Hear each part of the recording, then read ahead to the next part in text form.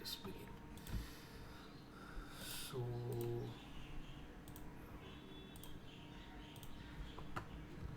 all right. So, hope you can see my screen. Let me just close this.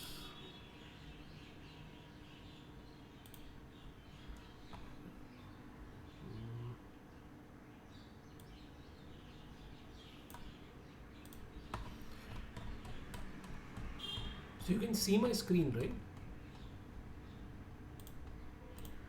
Can you see the presentation, the PPT? Yes, sir. Yes, sir. Okay. All right. So let's just begin off where we started, and but I think I should just revise a bit because this finite element thing is slightly larger. So today we'll just look at So how. sorry to Sorry to interrupt. interrupt. Yeah. I I hope the hope the recording is recording on is and on that and that audio audio glitch glitch as last as last time time is not it is on. listed. It is on. Okay, It is thank on. I tested it at least before I started, so I don't think there should be an issue. Okay, so thing is that um, okay, there was some issue with my driver or something. Okay, so it's solved. So now let's begin with the FEM elliptic solution. So we'll look at all of the steps to construct the approximation and also do the like how we build a code step by step. So I will not code from scratch, but I will just display the code one by one, line by line, and I think this should be enough to explain. And I'll also share an Excel sheet actually, so this will also make things much more clearer. So we'll also see this Excel sheet right now here as well, and we'll also and I'll also send it to you, of course.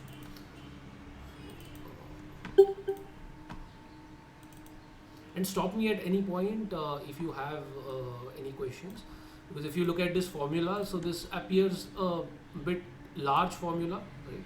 So slightly more technical sounding, that's all, but we'll look at all of the step by step everything, and a slightly different procedure than how we do it in FDM and FVM. So to begin with, we this is some of the part we discussed last time. So for FEM, we are looking at the weighted residual statement. So we looked at this definition of residual, which means that we just bring all of the terms of our partial differential equation. In this case, the discretized partial differential equation. We'll bring it to the left hand side, and if the discrete solution that we have computed, if it is satisfying this residual, then the value that we are going to get is close to zero, right? So that's one of the ways that we are using to construct the equation. And we also looked at this toy problem. So since FEM comes from solid mechanics background, and a lot of those problems are stationary problems, so that is why I've used this analogy. But we'll also look at the connection with energy minimization as we in Stokes flow. So as we go ahead, so towards the end, I will come back to this slide, and probably you will be able to understand the motivation behind this extends a bit more than simply solid mechanics. So here we just looked at this toy problem in which you have a thread over these two nails, you could say, right? And this is connected with a weight, and because of that, you have a tension in this wire, and this is really a tight wire, right here, a tight thread, and you just perturb it slightly, and you allow it to relax. So this is a stationary problem. So it will again, the potential energy will minimize, and it will just come back again to this configuration. Okay. So we mentioned that we are trying to do something similar, just we are trying to do it with the residual, right? So if this is my if this u was my solution, straight line, right? So it is defined everywhere pointwise, and across this entire domain, if I impose this equation, the equation of this line, and I plug it into the residual, d2u by dx square is equal to 0. So this equation with boundary conditions u is equal to 0, f equal to 1, there is no source term here. So this simply means curvature is equal to 0, which is an equation of a straight line. So if I plug in an equation of a straight line, then point wise the residual will go to 0 at every point. Analytically it will go to 0. So We are trying to do something similar through the weighted residual statement. So let's again look at it. So what we are so the way we are constructing the equation is what I have shown here in this box. So this d2u by dx square is just your residual. In this case, it's a very simple residual. You can plug in any residual here. And since we want a situation where the residual is nearly zero, so ideally we could multiply it with any kind of, in the analytical case, we want it to go to zero, right? So we could multiply with any well-behaved function g of x. So by well-behaved, I mean that since I'm taking an integral, it should be integrable. So it shouldn't be something which is infinity, or it should be a well-behaved function. It should be a continuous function. So long as has somebody raised their hand? No. Okay. So long as this is a well-behaved function and I am just multiplying it, I can always integrate and I should always get zero.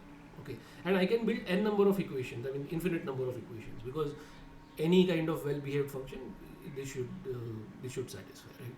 So this is basically our weighted residual statement, and in the discrete form, this will just like this line is exactly zero. It will not go to zero, but it will have some points which are close to zero, right? Not exactly zero, but our idea is that we want to drive it to zero, right? So we can write n number of such equations. So they can be written in a meshless form also. They can be written with a mesh also. So of course here we are looking at meshless. So FEM is not necessarily restricted to meshes. So you can also use meshless. You can use any kind of this test function. You can use vector test functions. You can use scalar test functions. You can use sin x, cos x. I mean trigonometric polynomials. You can also use discontinuous test functions. So of course then you will have to do some special handling at the boundaries because they're discontinuous, but you can. So you have a large range of test functions that you can use, and how many test functions we'll use? We'll use the minimum number which are required for satisfying our equation. So but in case of, for example, the convective term, advection, so we'll see later on, like for that we have to we add some test functions more in the upstream direction. So there are additional test functions. So this is a very flexible idea. That is what I want to tell you from this. So we can use we can use it for upwinding. We can also use it for your elliptic equations. So a lot of stuff we can do with it.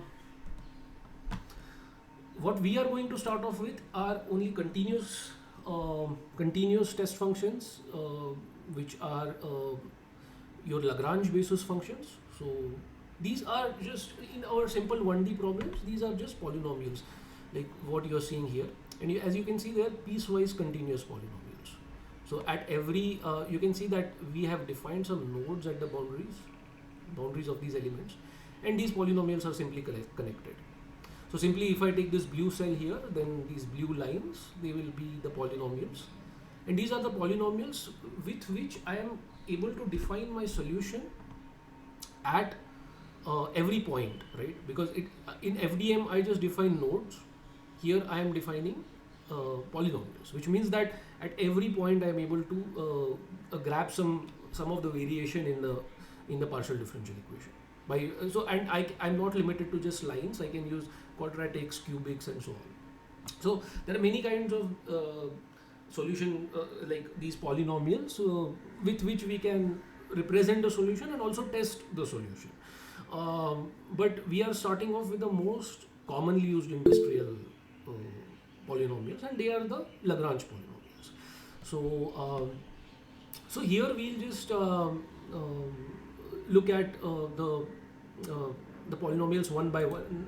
I mean, we'll just look at how we construct the solution approximation first, and then we'll look at how we can integrate these polynomials.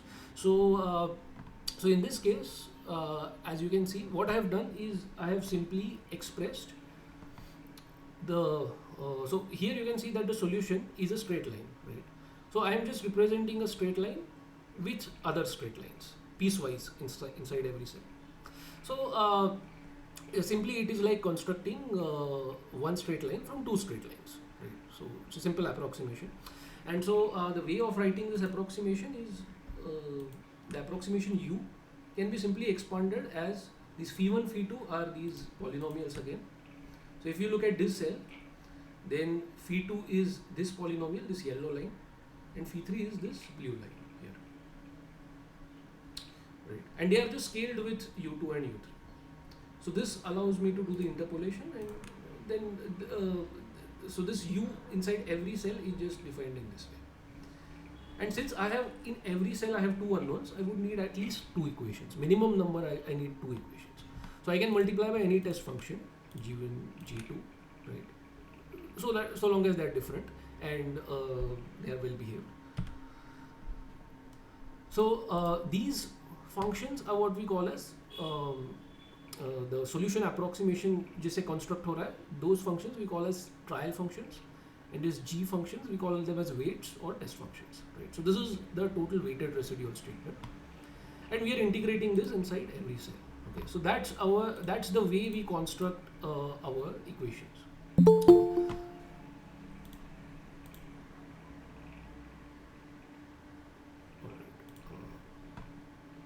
Right. So now we also looked at what is called as the Galerkin's method.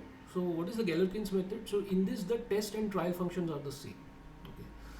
So this is a special, you could say, a special case of the method, and it has. So if we have time, we'll look at it.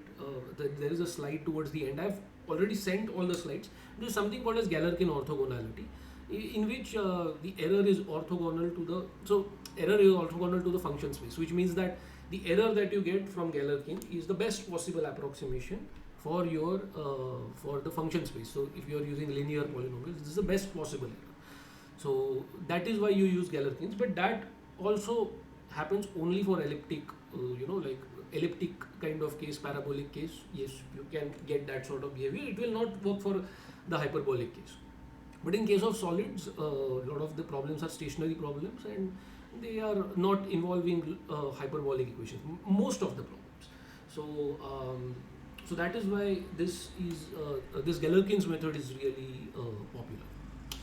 So, but now we talked about a very key point here, that all of these polynomials, these Lagrange polynomials, they are C0 polynomials, which means that the derivatives are discontinuous. So we already looked at this previously. But this is a very important point, because as you can see, if you look at this node, this orange line, so this has a slope of +1. This guy has a slope of -1. So if I were to take a second derivative at this point, so it would just blow up. It would just go to infinity. And then if I would try to integrate infinity, then of course I am going to get some garbage values. So herein lies the concept of, so in FEM textbooks you might find like they talk about L2 or H1, so these are like, so when they say that a function is in L2, it means that it is square integrable. So that's a very important concept, because you are multiplying trial and test functions, right? So that is why you have a concept of square integrability. It's not always going to get squared. So for example, it is also phi2, phi3. So, but the idea of when you say square integrable or L2, it means that the integral, the square is well defined, right? The square square का जो integral है वो well defined है. So H1, when you say the function is in H1, it means that the derivatives, they are square integrable. Okay, so in this case, derivatives are also square integrable, as you can see, the first derivatives, because though this is the discontinuity, I can still integrate it. Okay, कोई problem नहीं है. But अगर मैं उससे आगे जाऊँगा second order derivative, no, they are not square integrable. Okay, so if you look at the FEM approximation, so it is actually piecewise constant approximation, just like these dotted lines here. Okay, so that is strictly in L2, so it is not in H1. So these are just some terminologies, but the idea behind these terminologies is basically the bookkeeping, that when you use C0 polynomials, whether your solution is defined or not. So if you forcibly try to integrate, use a second order derivative like this, if you try to integrate, then your solution, you will get kinks in your solution. If you use like very coarse grid, you will get kinks. If you try to refine it, then it will just start blowing up. Okay, so it doesn't work. And so here I've just shown also the quadratic Lagrange basis functions. So the property of Lagrange basis functions is that they are 1 at one of the nodes and 0 at all of the others. So if you look at this graph here, so if you look at these like from 0 to I think 1.2 here, this is basically one cell, and inside it you can see there are 3 polynomials. So orange one, blue one, and yellow one. And there are 3 nodes here. So one is here, second is here, third is here. Right? So each of these quadratic polynomials, they are 1 at one of the nodes and 0 at the other 2 nodes.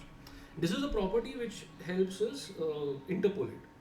And we also looked at what is the definition of basis last time. So like basis has to span the kind of, so if I want to represent my solution, it should be able to first represent the solution, like whatever are the curvatures, it should be able to represent it, and it should also be linearly independent. So we looked at, for example, XYZ, so it can represent any curve in the Euclidean plane, right? So sorry, the Euclidean space, because they are linearly independent. So that is why that is a very important restriction.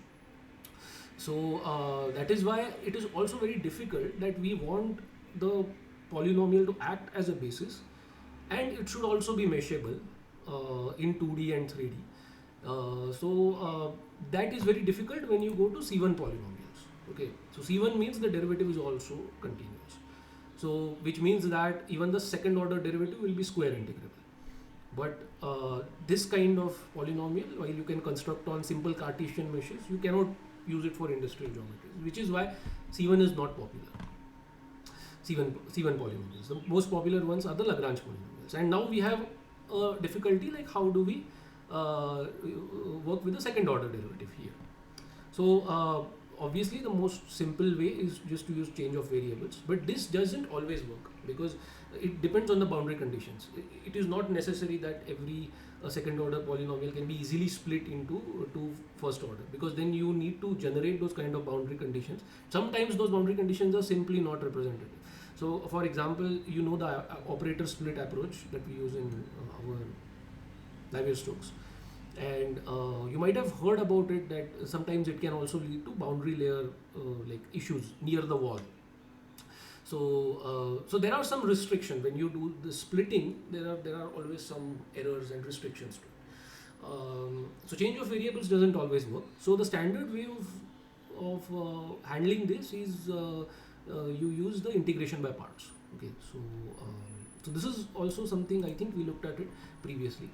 And so what are we going to do in FEM? So as we mentioned, we are going to expand the du by dx, this derivative, this u. We will just plug in our polynomial here, polynomial representation. So that will become our solution approximation. And so in this case, if psi is the test or the trial function, so this u will simply be represented as ui psi I. So let me also open my whiteboard so that I can just write it down. Whatever is not on the slide, I could just write it down.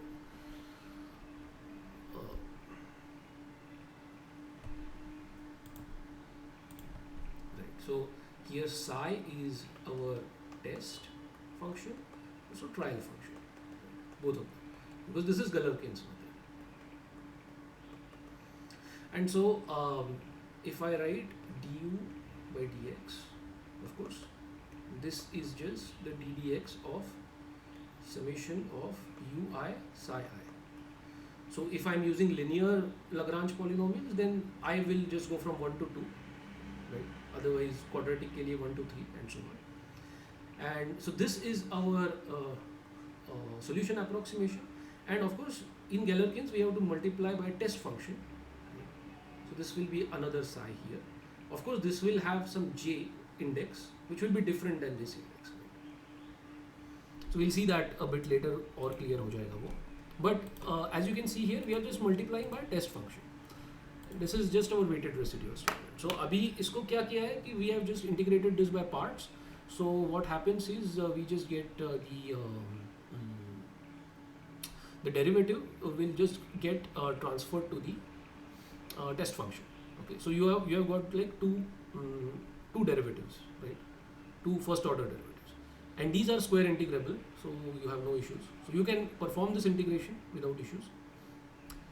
And you have this boundary term. So we also discussed how this boundary term occurs, like why is it at the boundaries only. So and that is because if you just look at this very simple example, at every node, if you look at what is happening at du by dx at every node, so at this node du by dx is positive, and if I just do a flux balance on this cell, then this guy is positive, du by dx is positive, dotted with the unit normal, which is again +1. So you have a +1 flux from left to right. And if I looked at the second cell, so this has du by dx -1 dotted with unit normal -1. So again, it is giving a +1 flux in the opposite direction from right to left. So there is a perfect flux balance. So it just cancels out. And this cancelling out will keep on occurring at every node. And only at the edges you will have nodes where you will have this boundary condition. This boundary condition. So, so that is the origin of why this boundary condition exists. I mean, in textbooks, I did not find this explained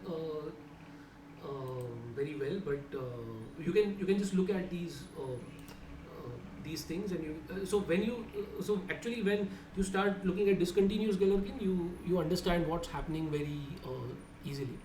But I hope this explanation suffices. So this is very straightforward, and this becomes a powerhouse when you go to the unstructured grids, right? Because even if I have an unstructured grid which is really curved like this,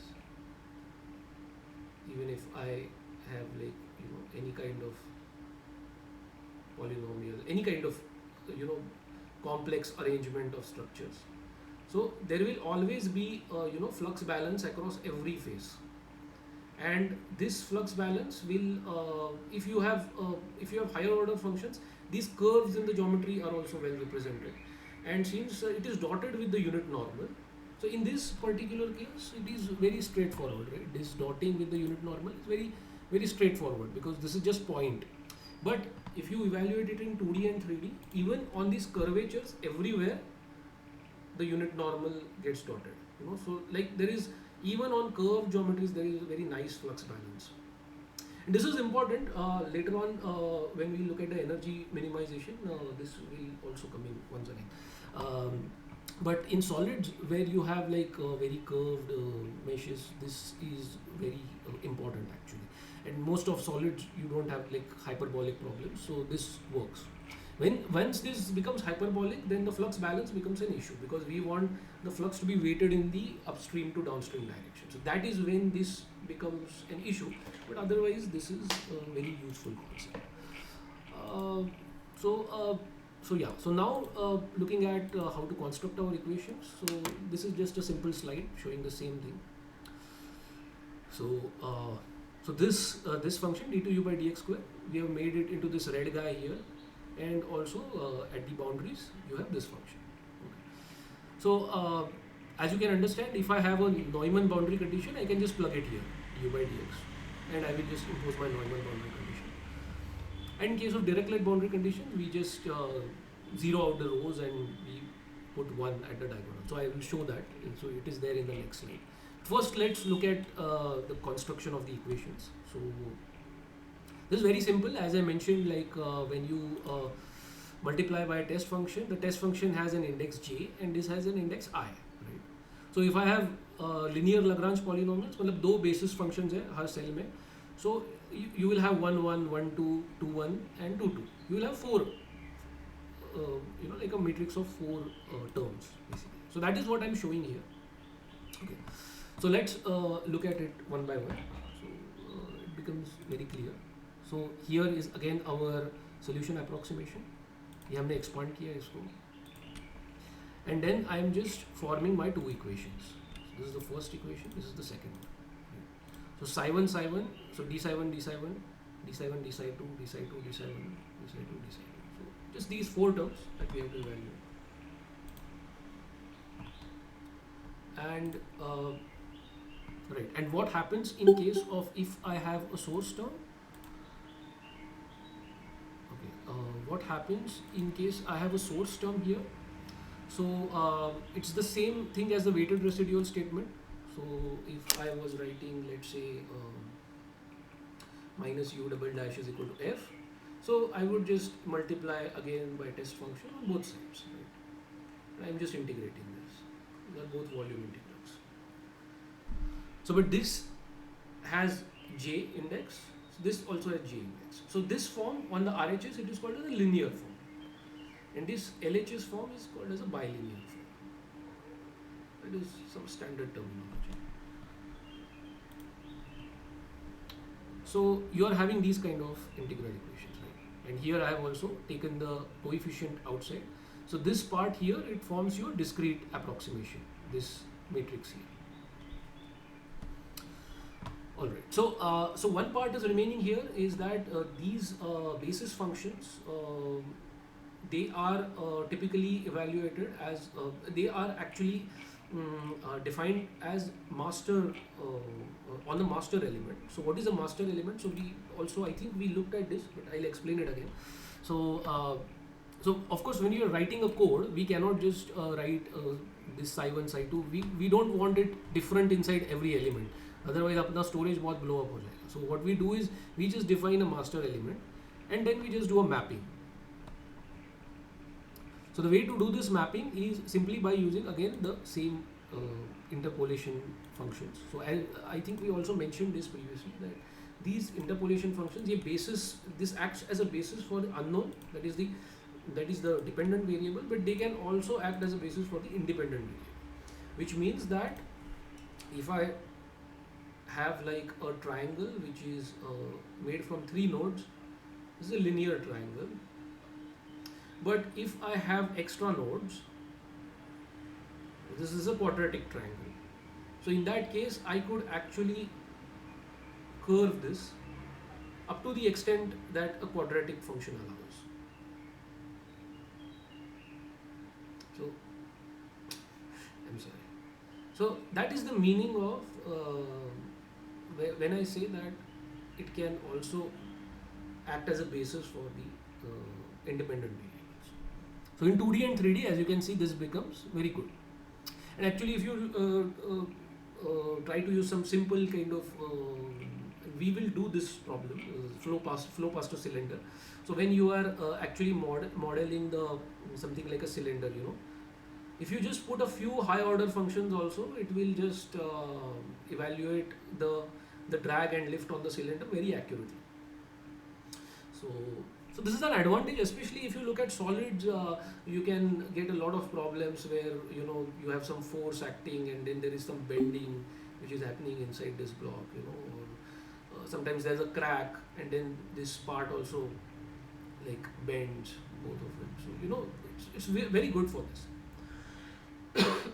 And even in high order CFD application, it's the same thing. So if you look at solvers like Nectar plus plus, so this is a high order solver. So it is used for some like niche applications where like if you're using it in F1 racing or some aerodynamics, so when you want very accurate data, so that is where you use these kind of solvers. So you would be looking at any kind of high order, like somebody might even go to 20th order or like very high order approximations. So and if you are looking at finite volumes in that case, and you want to just construct your cell center to cell center approximation, firstly you need orthogonal meshes for it to be very accurate. And in orthogonal cases, yes, you can construct, but then these stencils become very large. If you want to use a very high order Taylor series, it becomes very large. And also then if I want to parallelize it, which of course I'll have to parallelize, so then if this is my geometry and I just break it, So there are halo zones, right? So which means that there are zones which uh, because of the breaking of the geometry. So as you can see, if this stencil is wide, so this यहाँ पे अगर मैंने break कर दिया, तो I would need some ghost points, right? If I just break this one part, I have nothing on this side. I mean the processor doesn't know what's here, so you would need to add some ghost points, and on the other hand, on the other side as well, you would need to add ghost points, and these parts which are the halo zones, you will have to account for it actually. And that's why if you run a simulation sometimes on if you run on one core and you see the RAM, and you look at you run it on 16 cores, you again see the RAM. So at 16 cores the RAM can be much higher than in one core. We are also accounting for this. There is some storage associated with this, and this becomes a really big problem. That is where you have the issue of locality. So FEM is not very local in high order approximation. So in Nectar++, you will see there are Fourier basis functions, but they will always work. They are global basis functions, of course, and they will only work for periodic geometries. But otherwise, you use CG. They have CG, which is continuous Galerkin, and you have DG, discontinuous Galerkin. So this is a very commonly used approach when you go to high order approximation and CFD also.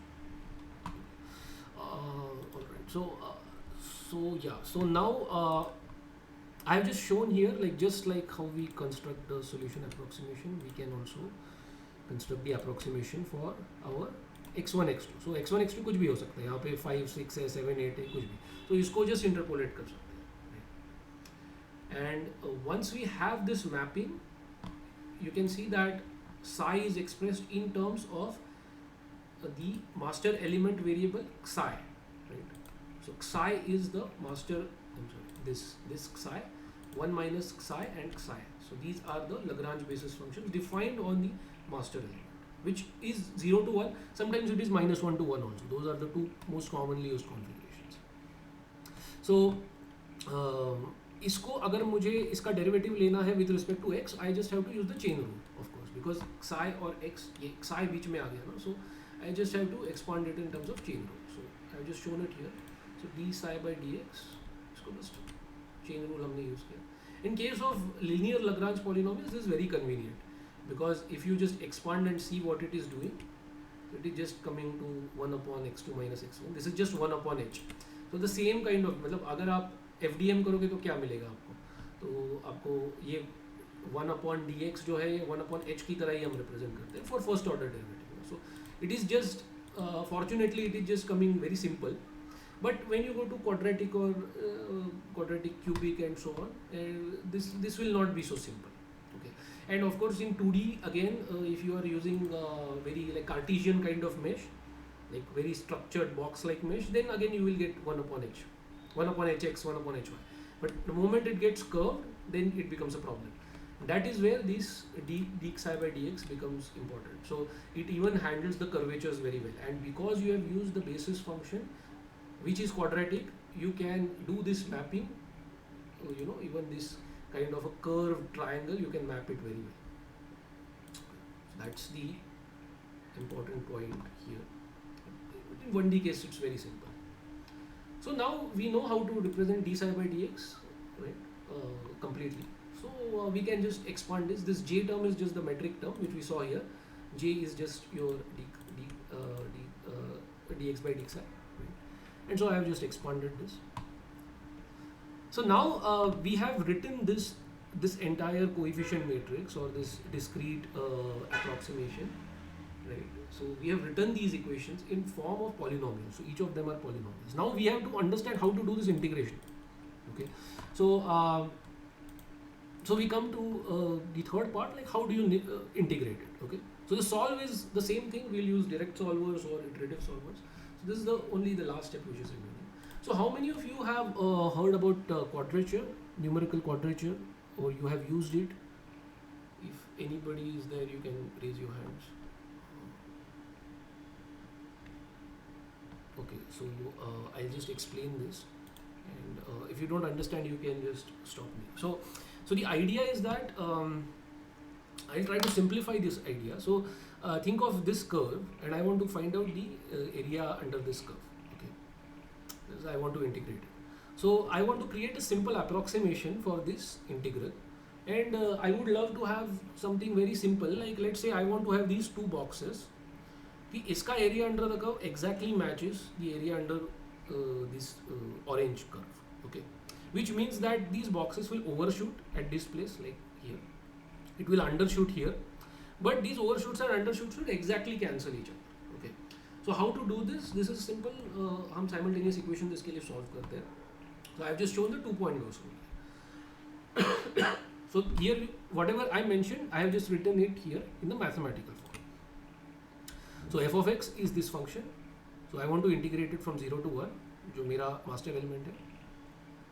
And I have just considered 2 points, x1 and x2, जिस पे I will evaluate f of x1, which means f of x1 क्या है? It is just the height of this box.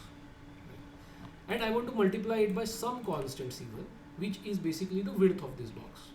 Okay. And addition of this should just yield me exactly this f of x. Okay. So you can add any number of f of x में आप any number of ऐसे equations construct कर सकते हैं. अभी इसमें 4 unknowns हैं तो हमें 4 equations चाहिए. So simple way to construct it is हम f of x is equal to 1, f of x is equal to x, x square, x cube. 4 equations लिया. Just create these equations, you solve them, and you will get these 4 unknowns. Okay. So c1, c2, x1, x2. Okay. So अभी ये -1 to 1 के लिए मैंने ये solve किया है. 0 to 1 के लिए कुछ these are the values basically. यहाँ पे जो मैंने दिखाया है ना 3 minus root 3 upon, these are the values, but the procedure is the same. And so what is the idea? That when I use a 2-point Gauss rule, I can integrate up to cubics exactly. And so up to cubic अगर हो सकता है तो cubic का कोई भी linear combination भी हो सकता है, मतलब cubic तक. मतलब if it is x cube, then x cube plus x cube, or 2x cube is also, it can be integrated. Similarly, any cubic polynomial, मतलब 2x cube plus 3x square plus x plus 1, or any kind of polynomial, cubic polynomial, हम इसमें integrate कर सकते हैं.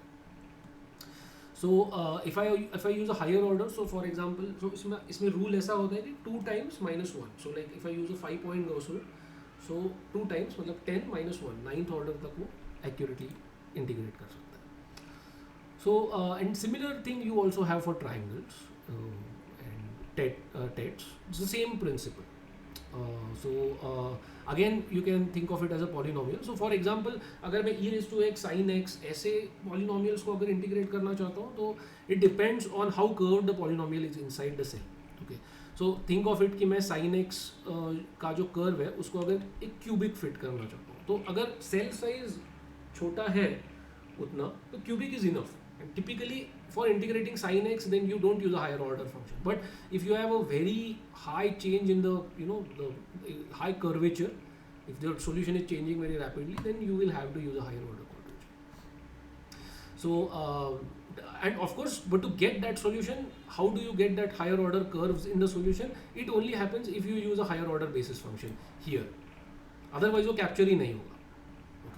So basically it's a simple rule. Like अगर मैं cubic ये अगर मैं d psi by dx ये है मेरे equation में यहाँ पे तो d psi by dx and d psi by dx. So basically इसमें 2 into 2 ऐसे अगर if I'm using linear basis functions, so इसका derivative क्या हो जाएगा? It will be piecewise constants. So like I can definitely piecewise constants है ना, तो इसमें मतलब cubic तक integrate हो सकता है. So this is very safe. But if I am using something like let's say 4th order, so ये 3 हो जाएगा, ये 3 हो जाएगा. So then 3 plus 3, it will just go to 6. Then you cannot use it. But so that will be under integration. It will not be accurate. So that's the idea. So this is our procedure for numerical integration. So whatever is our function, in this case, what is our function? It is simply these guys here. F of x, f of psi जो होगा. In this case, it will be f of psi. So at every Gauss point, we just ये polynomial जो है, we just evaluate it at the Gauss point, multiply by this constant, which is known as the Gauss weight. Okay. that's the procedure to do numerical integration. So right, so here I have just shown the same procedure just one by one. So first equation में हमें क्या है, d psi 1 by d psi, d psi 1 by d psi. दूसरा term है d psi 1 by d psi, d psi 2 by d psi. Just x1 x2 Gauss point 1 Gauss point 2 को evaluate करके multiply it by the constants, by the Gauss weights. Similarly for the second part as well. So we have got now 4 terms, k11 k12 k21 k22. And so ये जब मैं integrate करता हूँ ये 4 terms मुझे मिल गए. And right hand side को भी I can just right hand side को f is some function again I evaluated at Gauss points and multiply by the Gauss point. This is the simple procedure. And so since we are only evaluating at the master element, you only pre-compute this. So basically you just pre-compute all of this, all of your basis functions at the quadrature points, and then you just keep evaluating it. मतलब then it just becomes a matrix vector product की तरह हो जाता है वो. And that's what we'll do in the code also. So now to look at the for our diffusion problem again, this is our matrix, and ये matrix जब मैं assemble करूँगा तब as you can see at the common nodes यहाँ पे addition हो जाता है, as you can see, because this is continuous Galerkin, right? So at U2 and U3 common nodes ये addition होगा. This is simply how I will construct my matrix. So now how do I impose the Dirichlet boundary condition? So I have shown this in peach here. So we'll just zero out all of the rows. We just put 1 at the diagonal. So which means that the solution simply becomes U1 is equal to, if I want to impose U1 is equal to 1, यहाँ पे just U1 equal to 1. ये hard impose किया मैंने. So this is like addition of a constraint. And this is called as a strong imposition of a boundary condition. So there is also something called as weak boundary condition. So I have shown it later on in this presentation also in the discontinuous Galerkin part. But you don't really need to know this. But in the code that I will be giving, I have added the weak boundary condition also. So this ये जो it is a bit complicated. But so you can see it in the code. It is not strictly necessary to understand it. Okay, so अगर आप solid mechanics कर रहे हैं तो फिर ये इम्पॉर्टेंट होता है, नहीं तो बिकॉज जो फोर्स आप ऐड करते हैं ना, पॉइंट लोड, एनसिस में भी आई थिंक शायद ऑप्शन है कि आप पॉइंट लोड का बाउंड्री कंडीशन डाल सकते हैं या फिर एक इंटीग्रल बाउंड्री कंडीशन डाल सकते हैं. तो वो इंटीग्रेट जब हम करते हैं तो वीक बाउंड्री कंडीशन होता है. इसमें this row will stay, will not make it zero. We just add some integrals onto it, and I'll show you in the code as well, but not really necessary for CFD. Yeah, where was I? Dirichlet boundary condition, right? So this is Dirichlet boundary condition, and Neumann boundary condition को easy है. So यहाँ पे जो कोई भी vector है right hand side, Neumann boundary condition को क्या है? This is your boundary term. So du by dx just plug in करना है अपने को, and we just add it to this guy. So it's important to remember that this is an addition and this is not. So यहाँ पे अगर 0 है तो ये 0 plus a है. This is sometimes this is confusing. Okay, this is not replacing because यहाँ पे integral contribution है इस side से, left side से, right side पे बस add करना है. So, and what happens in case of Robin boundary condition? Again the same thing, but abhi now you think of this same psi du by dx, we are just writing it in this form, psi 1 minus u. Okay, so this is just an example. तो इसमें क्या होगा, u बस इस side चला जाएगा, left hand side को. This is an unknown. I'm just adding 1 here. So it means that you are just writing this. मतलब आप जस्ट टेस्ट फंक्शन से मल्टीप्लाई कर रहे हैं ना. So this form is, so this form in which so you have u and psi, right? And so this is psi j and this is summation of u psi I, right? So this form is also called as a mass matrix.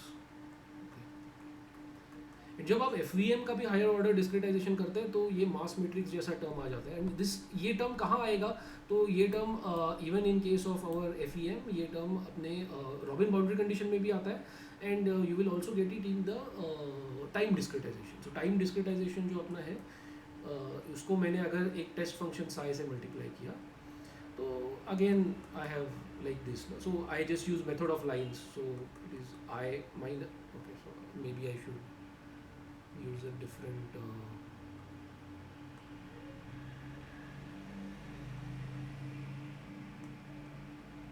un plus 1 minus un upon k.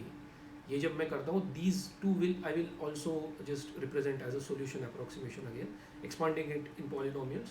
So again I get, so inside the coefficient matrix I have something like psi I psi j. This is called as mass matrix. So so ये robin boundary condition and time derivative में आता है. सो अभी तो time derivative नहीं है, सो सिर्फ इस कंडीशन में ये ऐड होगा. So now we have seen all of this, so I will just show the same thing in the code. Anybody has any questions related to this? So I can clarify it, or should I just go to the code? No questions. Okay, so so here these are the exact same codes which we also solved. The Dirichlet का method of manufactured solutions, Neumann का method of manufactured solution, Robin का भी. So it's the same thing which I am doing. Just I will show the procedure here. So ये again हमने 0 to pi का domain लिया है. Same problem. sin x का हम source term ले रहे हैं 0 to pi ये domain में. So as you can see here, ये हमने जो so these are our number of nodes. So हम यहाँ पे क्या use कर रहे हैं? We are using our linear Lagrange basis functions. So basically nodes तो, so if I have total number of elements, like I have 3 total number of elements, so nodes तो 4 ही हो जाएंगे इसमें. अगर मैं quadratic, so n number of elements अगर मेरे हैं तो n नंबर ऑफ नोड्स क्या रहेंगे मेरे n+1 रहेंगे. अगर मैं क्वाड्रेटिक यूज़ करूँगा तो वो 2n+1 हो जाएगा. अगर मैं क्यूबिक यूज़ करूँगा तो 3n+1 हो जाएगा. So this is just our अपने हम like we have just looked at x coordinate and this is our step size. So in this case as we saw अपना जो metric term है वो just 1/h है. You already saw this. ये mapping में 1/h. So ये easy हो जाता है linear Lagrange polynomial का. So here what I have done, I have written the Gauss points. You can write it like this also. You can write it in decimal also. And ये अभी तो मतलब you can ask AI, it will just give you all of these. नहीं तो पहले तो textbooks में से निकालना पड़ता था. It was a bit difficult to get it for triangles and अभी भी ChatGPT will go wrong if you ask it for triangles or tetrahedrons, higher order basis function, higher order Gauss points, Gauss weights वो wrong जाता है काफ़ी time. So उसको research paper से ही निकालना पड़ता है. But first order it's very easy. So ये बस अपने Gauss points है और these are our Gauss weights. So अभी as you can see what I've done is this is my linear Lagrange basis functions as you can see. So ये मैंने -1 to 1 domain में लिया है इसलिए वो psi and 1 minus psi नहीं है. Slightly different in this domain. And we can also again मतलब इसका जो डेरिवेटिव है ये भी लिखा है मैंने यहाँ पे. Here I have also given second order भी दिया है मैंने यहाँ पे. So as you can see Gauss points मेरे ज़्यादा है.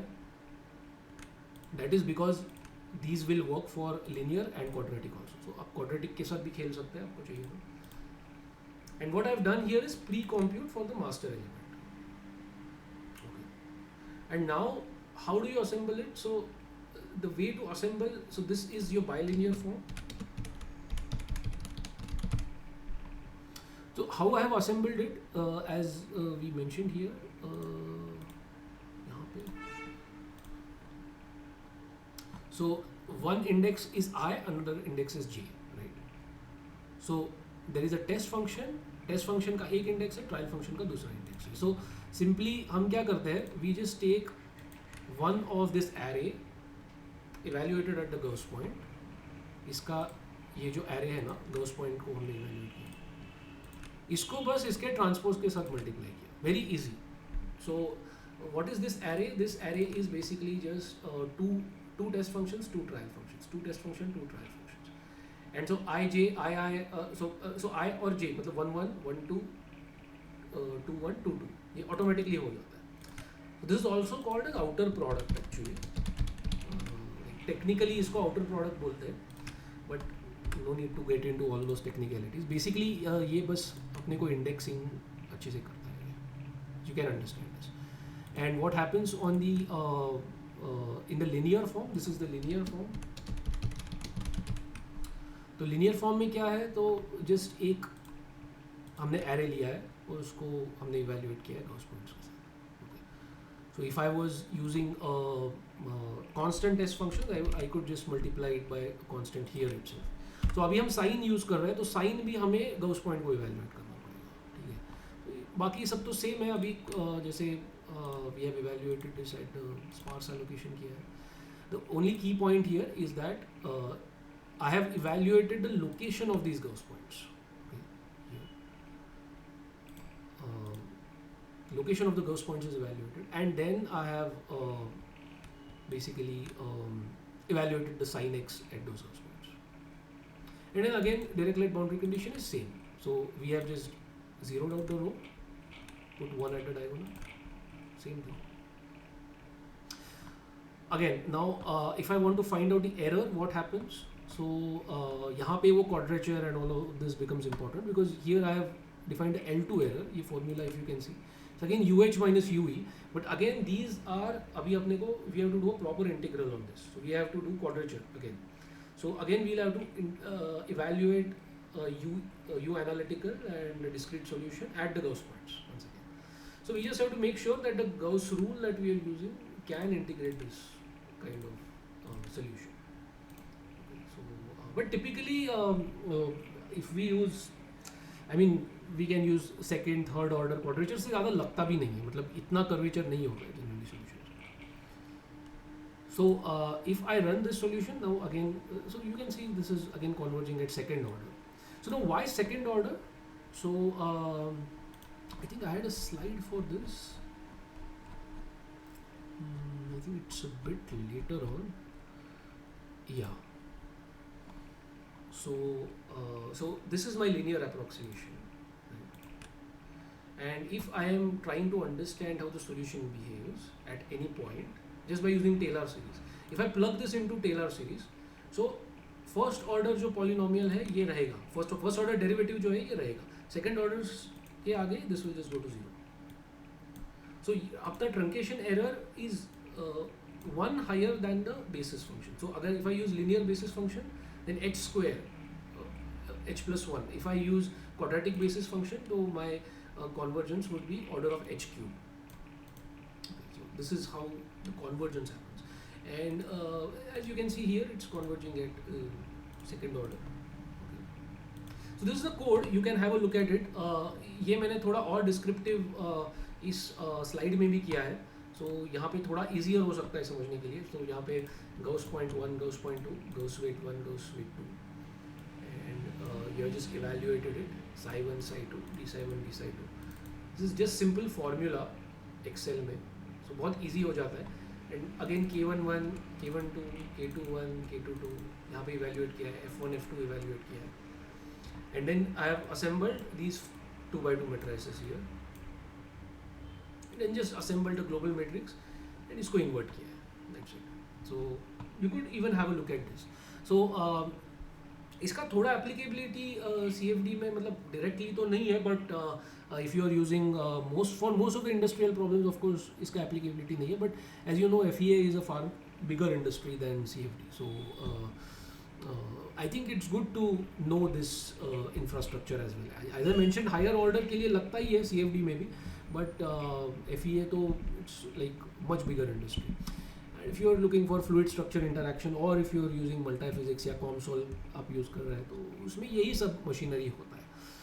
So Gauss point saved रहते हैं, Gauss point के location saved रहते हैं. That is what. सो अगर आपने क्वाड्रेचर चेंज किया तो आपका रैम बहुत अच्छे से सेव हो जाता है. अगेन अगर आपका कर्व्ड ज्योमेट्री है तो आपको क्वाड्रेचर भी हायर लगता है. तो ये सब मतलब लिंक्स उसमें you can understand what's happening inside. Then to add normal boundary condition it's the same procedure. Don't need to go much into depth. The same thing. I have just changed this analytical. अपना जो forcing function है 6x, the same Neumann problem which we had, जिसका analytical solution x cube होता है. So the only change here is यहाँ पे जो so this was our कहाँ पे अपना directlet का जो code था FDM में. So in this we just put f end is equal to 3. यहाँ पे सिर्फ change क्या है? We are just putting f end plus 3. Just वो फ्लक्स हमने ऐड किया है. That's all. Very simple. And rest of the code is just the same. It will again converge at second order.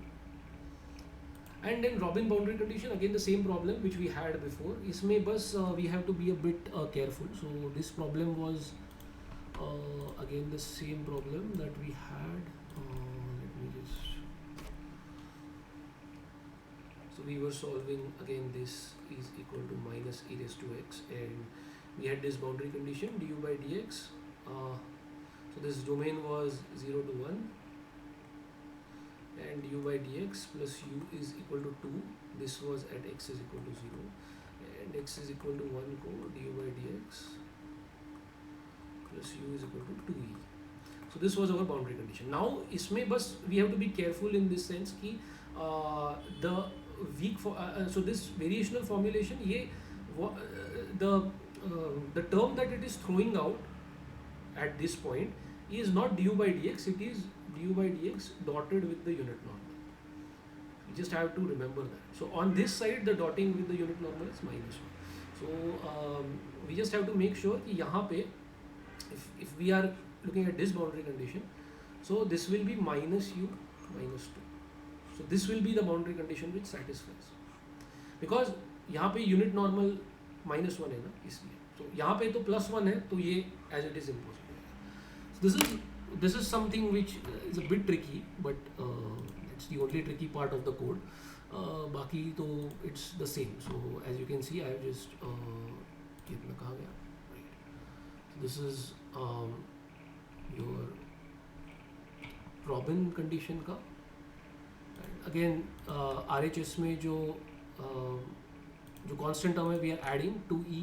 यहाँ पे -2 किया, यहाँ पे -1 just because of the dotting with the unit normal. यहाँ पे +1 and this will again converge at around 2.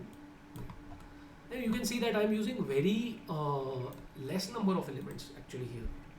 Okay, so it is still converging fairly well, and this is I mean आप अगर elliptic के लिए देखोगे ना तो काफ़ी ये अच्छा अप्रोक्सीमेशन वर्क करता है. मतलब for FEM works very well. You can use very less number of elements. अभी तो it is leading to the same kind of discretization. If you actually आपने इक्वेशन देखा तो let me just write full of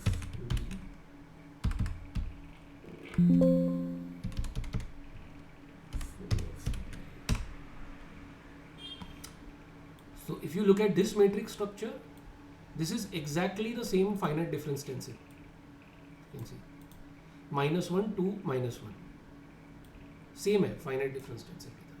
So अभी तो मतलब इसमें आपको difference नहीं दिखेगा ज़्यादा. मतलब finite difference, finite volumes, finite elements, same stencil आता है. Okay, but that only works for the 1D case and the second order case. इससे आगे पूरा equation change हो जाता है. Okay, so yeah, so this is what I wanted to talk about. So this is how the solver works. So so hopefully this was I was able to clearly explain how the ecosystem is, the difference between FDM, FEM, and FEM. So abhi now I want to talk about the link with energy minimization, so that we also look at some link with the physics. Okay, so like one of the things that you will find in textbooks is that they talk about the link of FEM with energy minimization. So this is important, especially for solids, and also in many multi-physics problems. Many places where you have a sort of a quadratic minimization problem. So we'll look at it. What is a quadratic minimization problem? So in such cases, ये energy minimization directly, I mean, it becomes a very powerful tool. So let's look at it. So हम पहले Stokes flow का equation लिख के we'll try to look at it.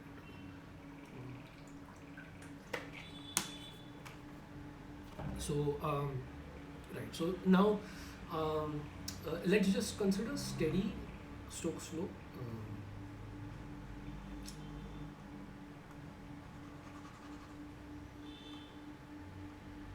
Steady Stokes.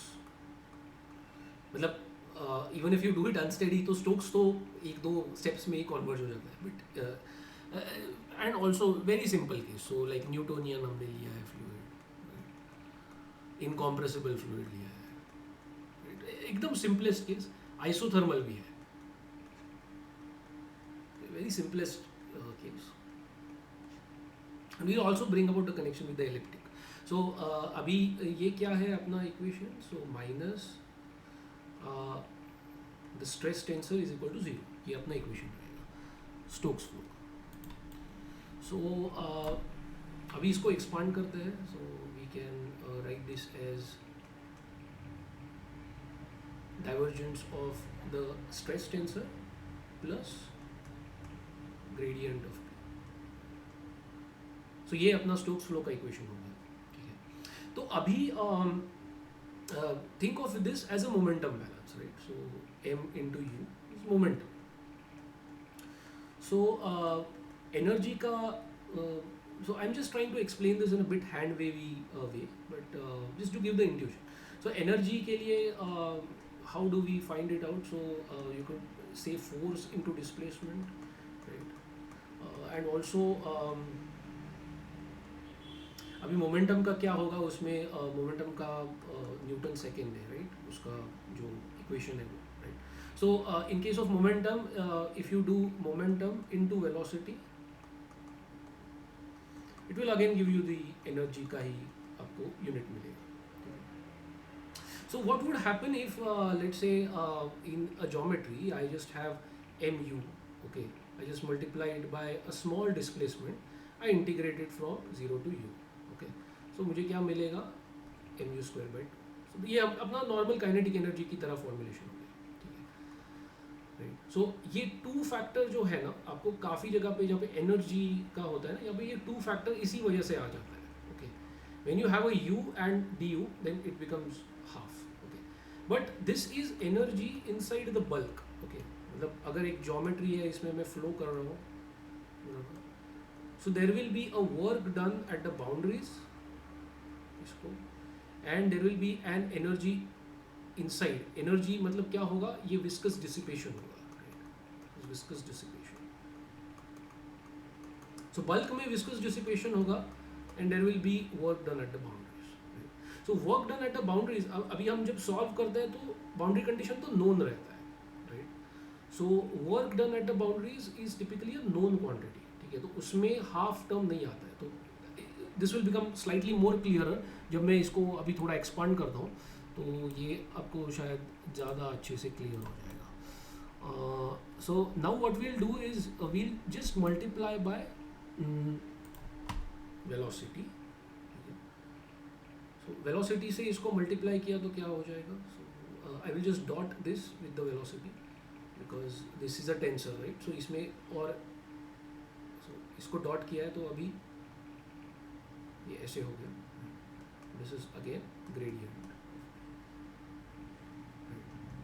So now what will happen if I integrate by parts? I would just so ये जो volume integral है, सो these are volume integrals inside the bulk.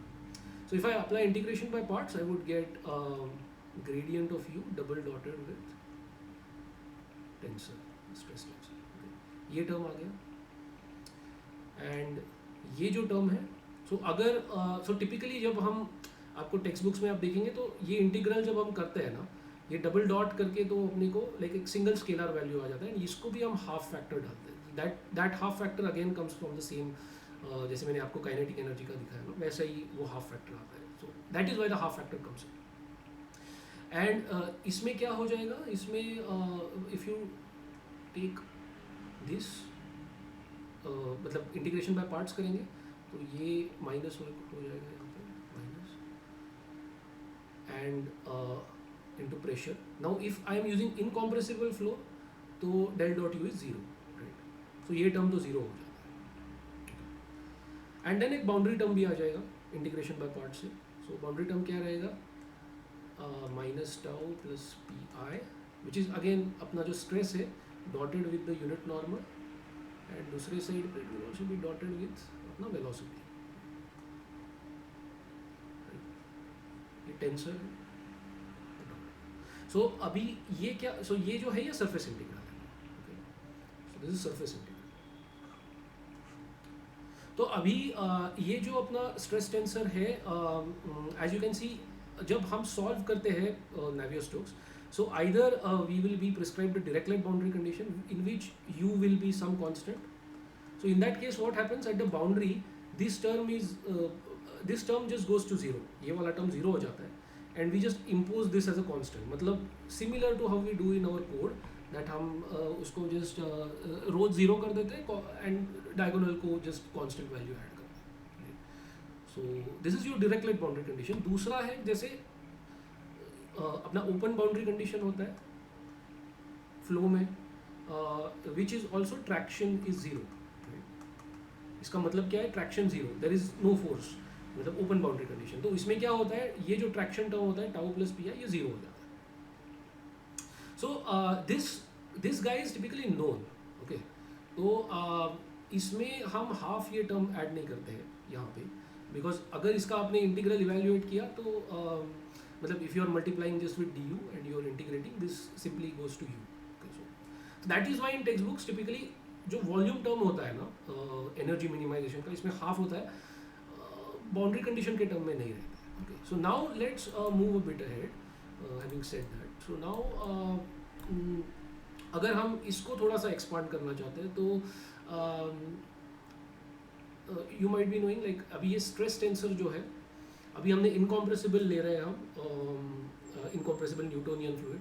So this will just become 2 into mu into the अपना जो ये form रहता है, grad u plus grad u transpose, right. So इसको हम डिविएटोरिक स्ट्रेस टेंसर भी बोलते हैं. तो ये क्या कर रहा है, तो ये जो अपना जो स्ट्रेचिंग हो रहा है या जो फ्लूइड का शियरिंग हो रहा है, इसको ये डिस्क्राइब कर रहा है. तो जो कॉम्प्रेशन और रेरिफेक्शन जो है ये, if you might have heard अपना जो फ्लूइड मैकेनिक्स के लेक्चर में, so it is this in Newtonian fluid it is traceless. Trace मतलब वो कॉम्प्रेशन और रेरिफेक्शन का जो फैक्टर होता है ना, उसमें you might have seen it as a term of λ/3 into del dot u. तो डेल डॉट यू तो जीरो होता है इसमें, तो ये ट्रेसलेस होता है basically. So this part is called as the trace. So incompressible flow में तो you just have your deviatoric stress tensor. So now let's call this guy as just let's say D, इसको हम D बोलते हैं. Okay. So we can just write this as 2 mu into D. Okay.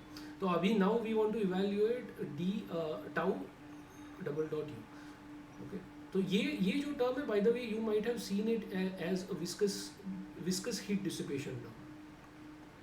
I think if you look at जो professor Chakravarti के जो lectures है, I think CFD के, in the end you get this term. Okay, so like I think he has not written it in this form, it's a long form में लिखा है, but this is known as the viscous heat dissipation term. Isotherm अपना जो energy balance में भी ये आता है, स्पेशली पॉलीमर्स के लिए वगैरह, जहाँ पे विस्कस हीट डिसिपेशन काफ़ी स्ट्रॉन्ग होता है. ये तो बहुत बहुत इंपॉर्टेंट होता है ये टर्म. तो So that is also one link to the energy balance which you can see here directly कि viscous heat dissipation का term है ये जो हमने which we have obtained by doing the integration by parts. So now let's just expand this guy. So इसको थोड़ा understand करने के लिए so this we can write as u transpose half plus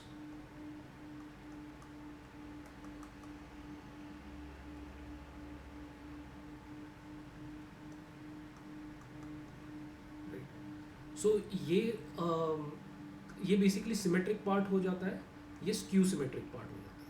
ये स्क्यू पार्ट है, ये symmetric part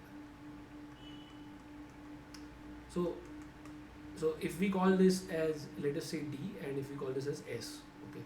So what is going to happen is that D double dot D, this will have some value, but if you do D double dot S, this just goes to 0. Okay.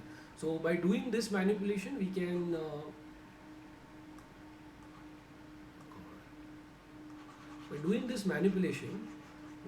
just simplify this form. So इसको ये simply क्या बन जाता है अपना mu into D double dot D plus S skew symmetric form, और ये part तो 0 हो गया तो ये form हो गया.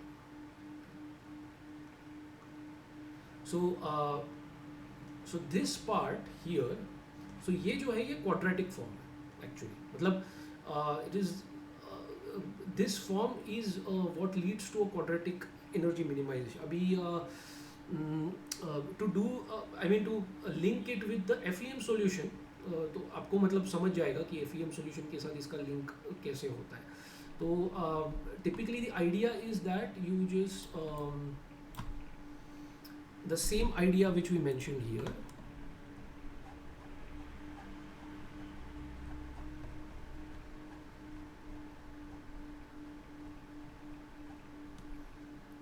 कि आप solution को perturb करते हो and then you allow it to relax. It has to relax back to a stationary solution. Okay. That is the condition of stationarity, which means that अगर if this is really energetically ये जो solution है ये अगर minimum पे गया है, तो one way to check it is to just perturb it slightly and let it and allow it to go back to steady state. If it goes back to the same state, then you can say that it is really potential energy उसका minimum है. So इसको करने के लिए one way is to just perturb this. So u को हम u plus v into epsilon ऐसा.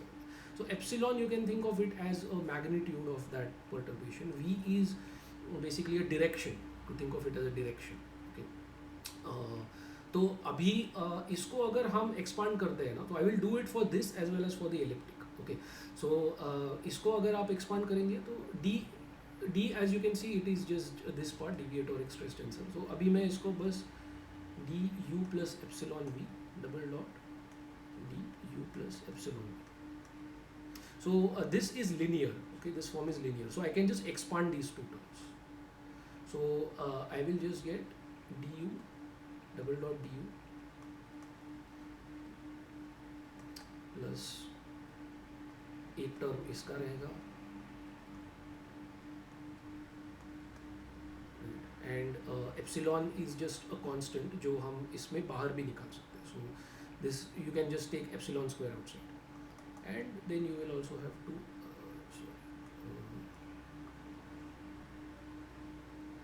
two times d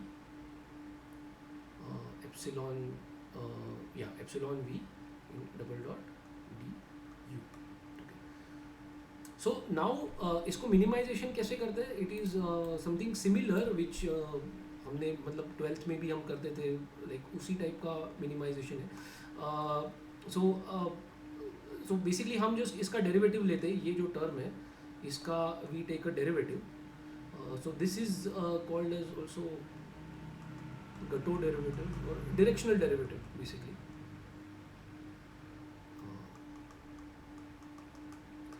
And you know that this is a very small perturbation, epsilon is tending to 0. Okay. So if you take the partial derivative and set it to 0, this gives you the condition कि definitely you are basically that like this is really a minimum solution, minimize हुआ है ये problem. तो अगर मैं इसका partial derivative लेता हूँ, ये टर्म तो जीरो हो जाता है. And if I take partial derivative, यहाँ पे एप्सिलॉन स्क्वायर होगा, तो इस ये भी 2 एप्सिलॉन बन जाएगा यहाँ पे. And when I take epsilon tends to zero, ये लिमिट लेने पे ये टर्म भी जीरो हो जाता है. So I just have this term remaining. Okay. So eventually if I plug this back into this form here, so I get something like 2 mu d. So इसका मैंने डेरिवेटिव लिया है ना, तो ये dv हो जाता है, du हो जाता है. And this form actually is exactly the weak form, मतलब जो FEM का स्टोक्स फ्लो होता है ना, उसका वीक फॉर्म एग्जैक्टली ये ही देता है. It gives you this part. So I mean that's one way to show that the FEM is giving you the same equations which the energy minimization is also giving you. अभी हम elliptic के लिए करेंगे तो ज़्यादा easy हो जाएगा अपने को, मतलब because we have already seen this. So अगर डेल स्क्वायर यू हम इसको लिखेंगे, del square u is equal to f, I just multiply by u, right, half u and f ये लिनियर है, मतलब f यहाँ पे हम हाफ से मल्टीप्लाई नहीं करते. No here again should be multiplied by half. Yeah, we will have to multiply. Yes, right. So now if I just integrate this by parts, so what is going to happen? So again अगर ये volume integral है, if I integrate this by parts, so again I get half. I'm sorry, I made a mistake. I don't have to multiply by half. This comes after the integral. That was my mistake. ये volume integral ही रहेगा u into f. So after the integral, if I use integration by parts, so क्या हो जाएगा? Not double dot. In this case, it will just be a single dot because u is a scalar here. And इसको अगर मैं यही energy minimization का I just run it through the same energy minimization, I just perturb it like this, u is equal to u plus epsilon v. तो अगेन if I do, I am not doing it once again, but again I will get this term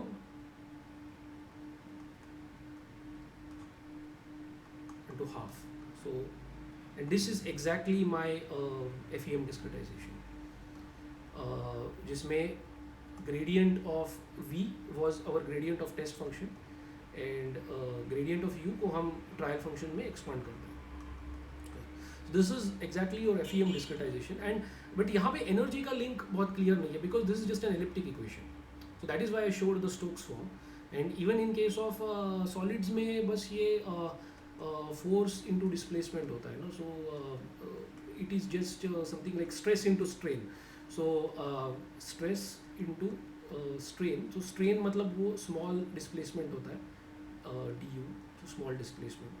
So it again leads back to a similar form, just यहाँ पे strain rate का double dot रहता है.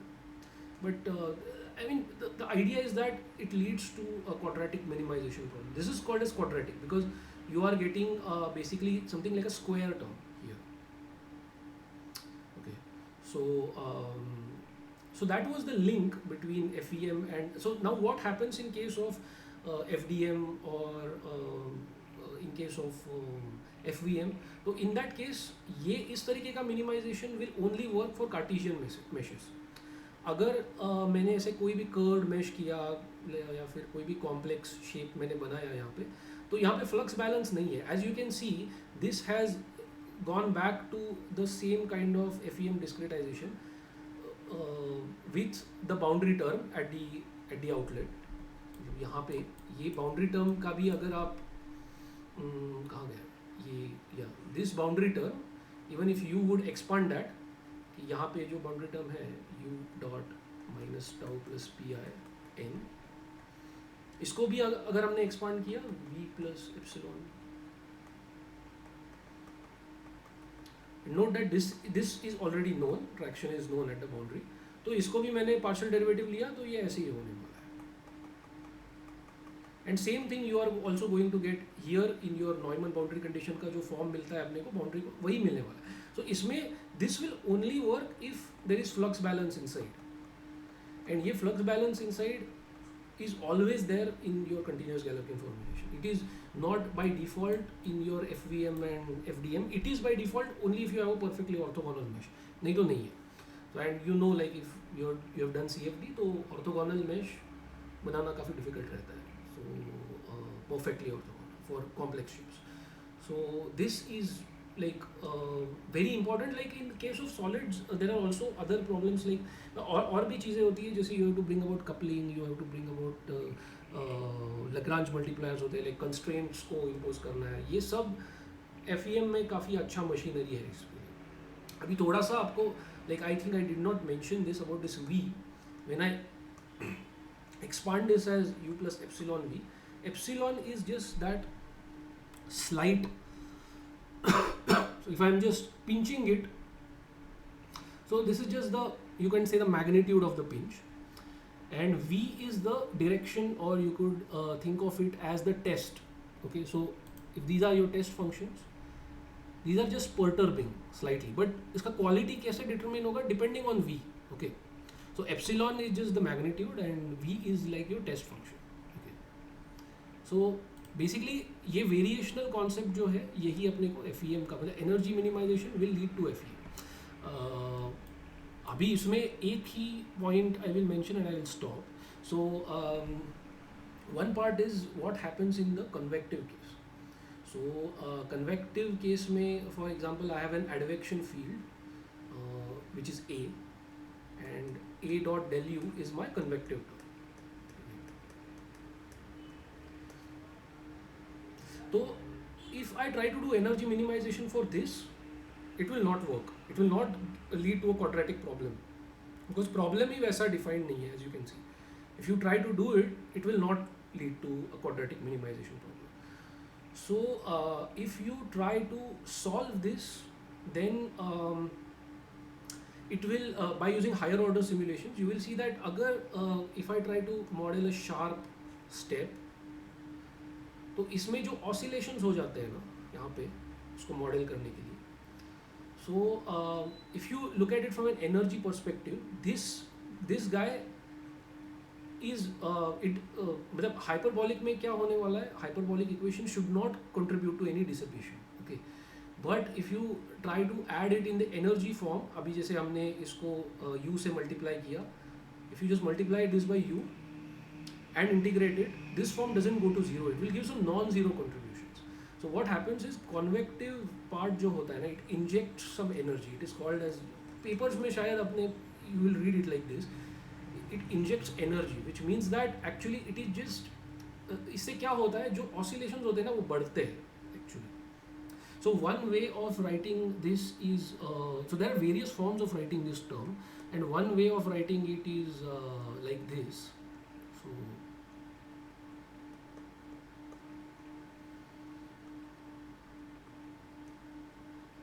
A dot del V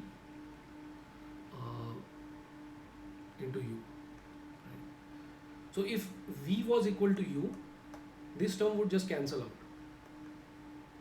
ये पूरा term cancel out हो जाएगा. So this is what we want from a hyperbolic equation.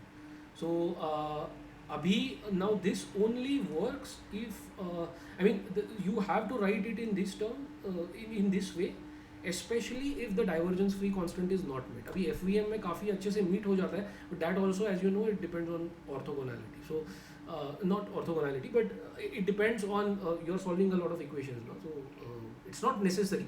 Ideal case में yes, FEM will reduce the local mass balance to perfection, but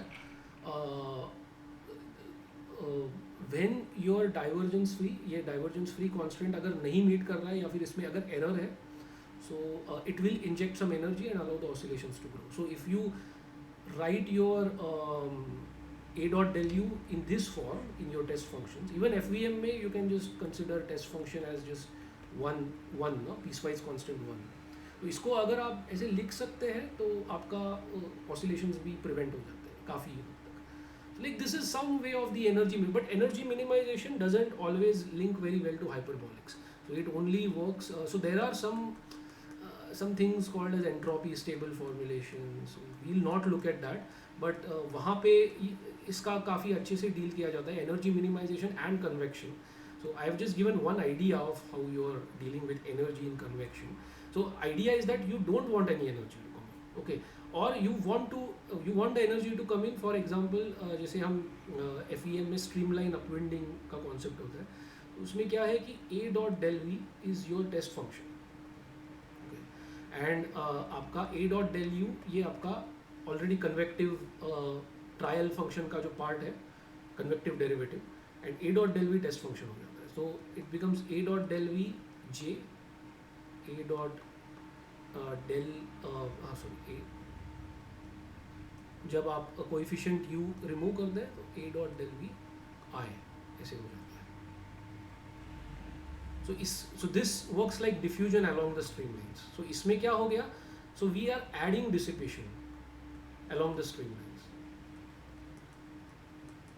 So which means that this is injecting energy actually, but we are doing it for stability.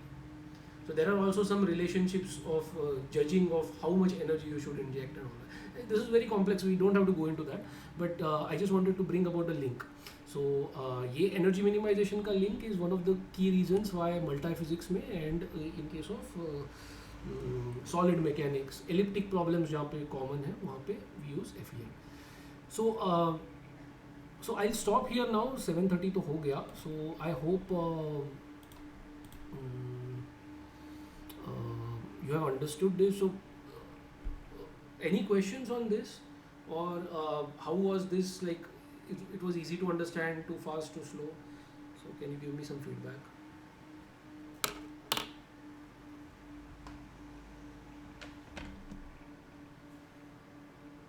Anybody here?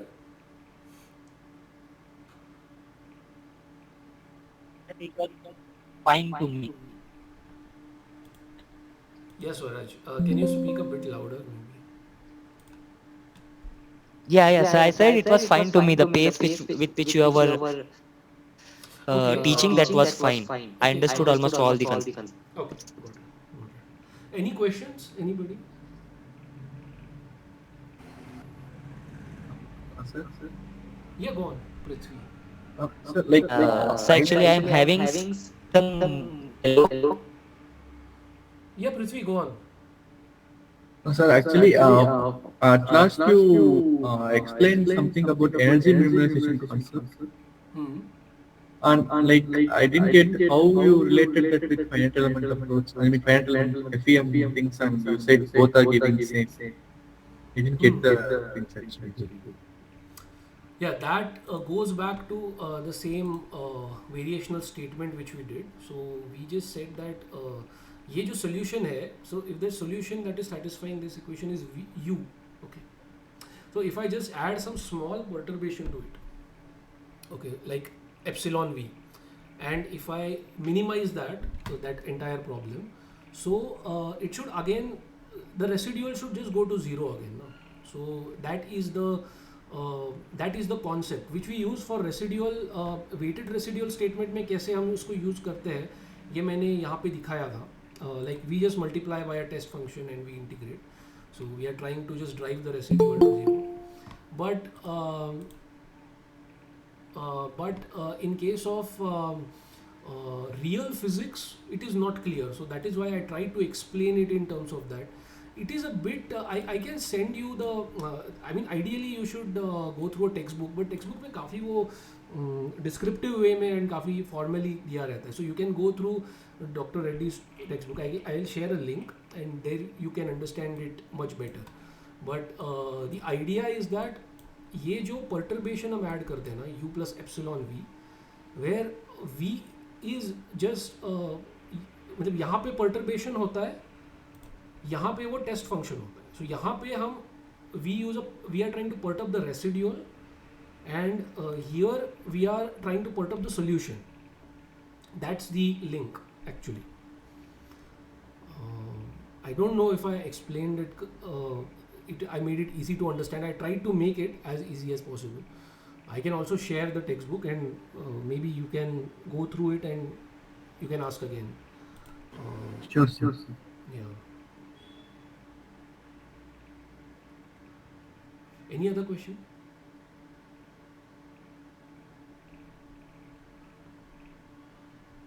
All right. All right. So then I have received the assignments from some of you, so I will respond to them. I'm quite busy these days, like since the last few days at least. So might take me some time, but I'll respond to them, and I'll also share an assignment for this elliptic case. So yeah, so and next time we'll look at the parabolic and the nonlinear case. So that will finish the elliptic part, and then we can look at convection. If you want, we can also study the conjugate gradient and iterative methods for the elliptic cases. We can look at elliptic and parabolic case. We can also look at it next time, slightly in some detail, like multigrid and all. So like just to motivate its utility. So yeah, so I think that's where I'll just drop off today, and I'll send a small assignment if like FEM is slightly more complex, and maybe most of you may not be interested in it, but if it's optional really, if you want, you can try it. Okay. Okay. So thanks for coming in, and so I thank you. So bye bye, and I'll just send you the assignment. Okay. Uh, okay. Bye then. All right, sir. Thank you, sir. Yeah. Thank you.